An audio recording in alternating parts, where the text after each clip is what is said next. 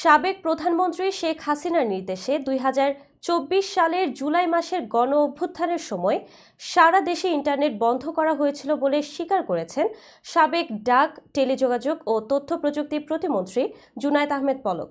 গতকাল ১৮ ডিসেম্বর তাকে একদিনের জন্য জিজ্ঞাসাবাদ করে আন্তর্জাতিক অপরাধ ট্রাইব্যুনালের তদন্ত সংস্থা। আজ বৃহস্পতিবার বিষয়টি নিশ্চিত করেন চিফ প্রসিকিউটর মোহাম্মদ তাজুল ইসলাম। তিনি সাংবাদিকদের জানান, জিজ্ঞাসাবাদের সময় পলক স্বীকার করেন যে গণ অভ্যুত্থানের সময় দেশের জনগণের তথ্য যোগাযোগ বন্ধ করতে এবং বিশ্বের কাছে গণহত্যার তথ্য আড়াল করতে ইন্টারনেট বন্ধের সিদ্ধান্ত নেওয়া হয়েছিল।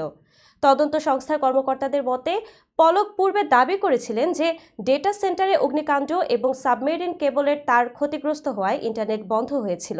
তবে এই তথ্য মিথ্যা ছিল বলে তদন্তে উঠে এসেছে। প্রসিকিউটর তাজুল ইসলাম বলেন, পলকের দেয়া এ স্বীকারোক্তি প্রমাণ করে যে ইন্টারনেট বন্ধের ঘটনায় রাজনৈতিক উদ্দেশ্য ছিল। তদন্ত সংস্থার মতে এই স্বীকারোক্তি বর্তমান তদন্ত প্রক্রিয়াকে আরও এগিয়ে নেবে।